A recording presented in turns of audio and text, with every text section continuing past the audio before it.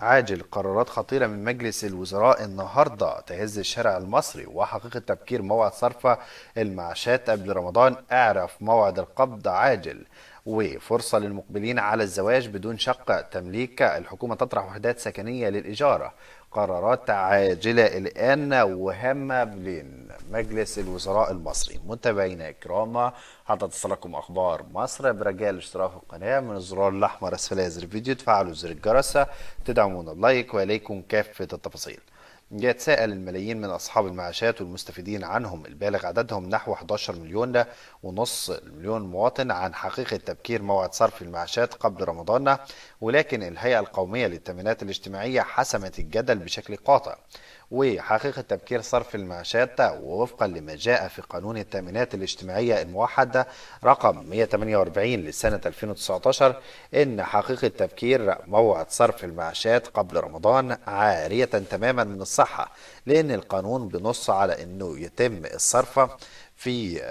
الصرف في يوم الأحد 1 مارس، وهو ما لم يتوافق مع بداية شهر رمضان الذي سيكون يوم 19 فبراير القادم. كل عام وحضراتكم والأمة الإسلامية والعربية بالخير واليمن والبركات. وطبعا تابعت الهيئة أن المعاشات ستصرف في موعدها المقرر قانونا، وهناك فئة جديدة ستستفيد من صرف المعاشات بالزيادة التي تم إقرارها وفي شهر يناير الماضي 2026، والتي تخص كل من يبلغ السن القانوني سن المعاش في شهر مارس خلال العام الجاري.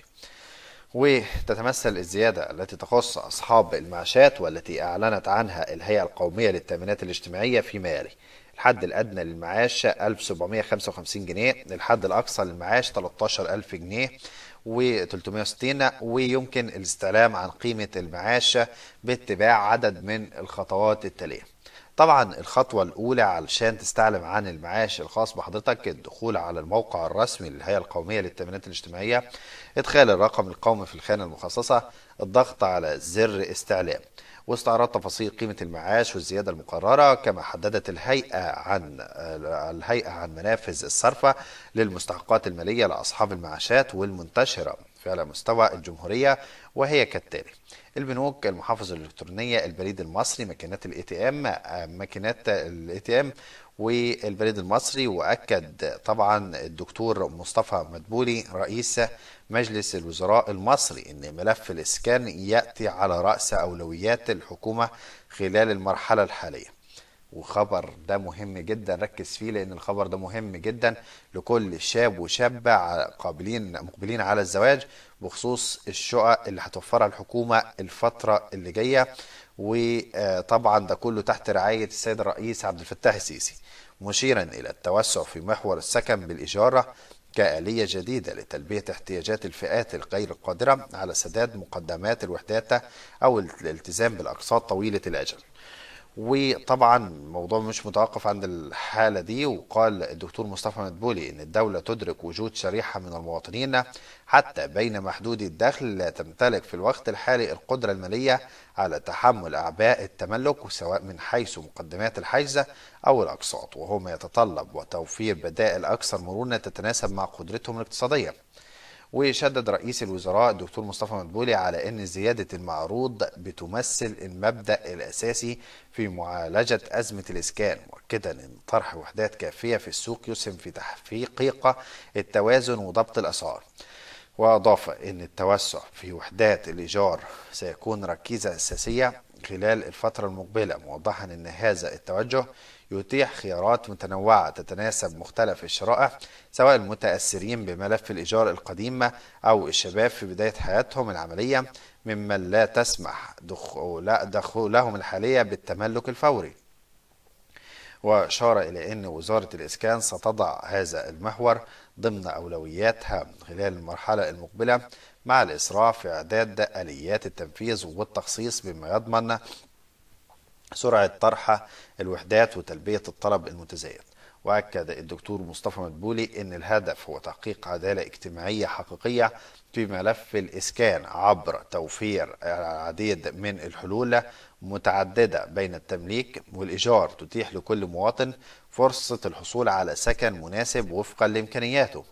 وطبعا اختتم الدكتور مصطفى مدبولي تصريحاته بالتأكيد على استمرار الدولة في تطوير سياستها الإسكانية بما يتماشى مع احتياجات المجتمع، خاصة فئة الشباب باعتبارهم الشريحة الأكبر والأكثر احتياجا لبرامج دعم مرنة ومستدامة.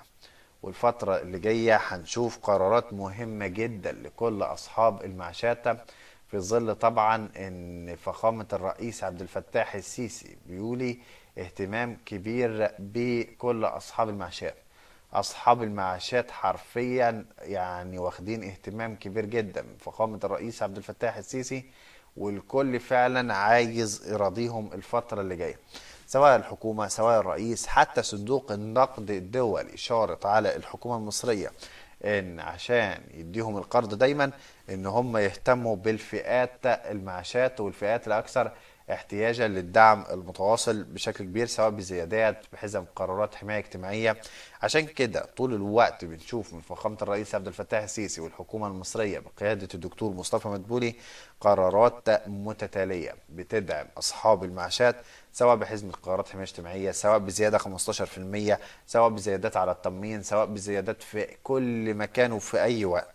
فانت كصاحب معاش اطمن، لان انت من اكتر الفئات في الدولة، يعني زي ما بيقولوا بيعملوا لك الف حساب علشان يدوك زياداتك، والكل مهتم بيك. يعني مش لك اي حق ان انت تعمل اي حاجة الفترة اللي جاية.